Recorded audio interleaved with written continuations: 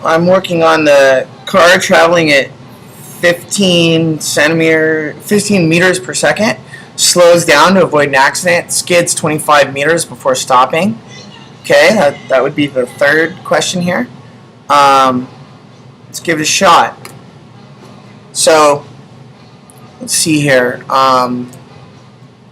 Whoa, what happened to my screen? Anyway, okay, so I'll do a motion map. I'll just start with that. That's pretty standard. I like starting with a motion map. So a car traveling 15 centimeters per second slams on its brakes. So it's going to slow down. I'll draw some dots getting closer together. And then I'll draw arrows to represent velocity. And the arrows will progressively get shorter in length because this car slammed on its brakes. So there's my velocities. Oops. So I got a few velocities there. Now if I'm slowing down, I'll draw the dots in the same spot. What just happened? Uh-oh. I just lost everything. That was weird. Okay, let's try that again. Okay, there we go. So I'll draw my dots and I'll draw my accelerations in exactly the opposite direction. So my accelerations should point to the left. And I'll make to the left negative and to the right positive. That's pretty standard. You don't have to do it that way, but for most people it seems easier. Okay. And now I'll draw a stack of graphs that represent the same motion. Okay. Position, velocity, acceleration. Okay.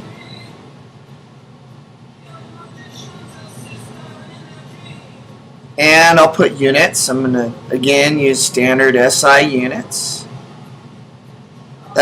We could measure these quantities in a lot of different ways, but standard units are probably the simplest. Alright, so now let's sketch some graphs. It looks like our acceleration is negative, whereas our velocities are all positive. So our velocity is positive, and you slow down to a rest. So I'll have to start up here and slow down. These are all positive velocities because they're above the time axis. And then my position graph, which actually isn't necessary to solve the problem, I'll have positive slopes that get less and less steep. This would be a good graph for an object slowing down. Notice the slopes get less steep. Alright, so it looks like the initial velocity of the car, we're told, I'm going to label, I'm just reading the problem over and over and like adding information from the problem to my graph. And we were told that the car was traveling 15 meters per second, and we don't know the time, so I'm going to call that t, but we know this area because we're told that the car skids 25 meters. So it looks like we know our displacement already is 25 meters. I don't know if that helps. Yeah, looks good. So we could easily figure out how much time it takes to stop. Just set up an equation from that. So our displacement is basically going to equal our velocity times our time. And I'm getting that from this graph. Okay? Now, we know everything but time here. So our displacement, we're told, was 25 meters. Our initial velocity in the beginning, the height of that triangle, is 15 meters per second. And we can multiply that by t, because we don't know t. And then solving for t, we would just divide both sides by 15 meters per second. So we get 25 meters divided by 15 meters per second, right? So if you're careful about units, you'll notice that meters cancel and we're left with seconds, and that makes sense because our answer is going to be in seconds. So this is going to be meantime, we invite you to visit the various booths and support Highway teams and other organizations with a variety of food available for purchase. That's with another desk and of course we want to apply on 5:30 to 6:15.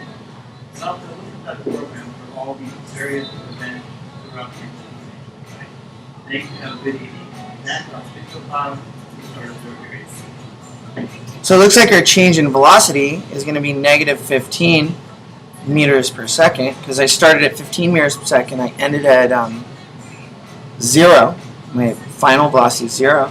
Now, we found the time to stop. It would also be nice to find the acceleration here. So we could easily do that just by definition. Acceleration is the slope of our velocity versus time graph, right?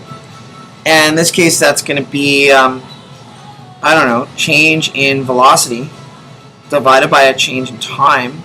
And it looks like our velocity is like, the change in velocity is going to be negative 15. Notice that's the area of our acceleration graph. So negative 15 meters per second. And that turns out that takes 5/3 seconds, right? Now I'm not really sure what that is. I'm going to have to multiply it out a little bit. It looks like if I multiply the numerator and denominator by 3, I'll get 45. So it's going to be negative 45 meters per second over 5 seconds. Now I can simplify it easier. 5 times 9 is 45, so I'm going to get 9 meters per second divided by 1 second.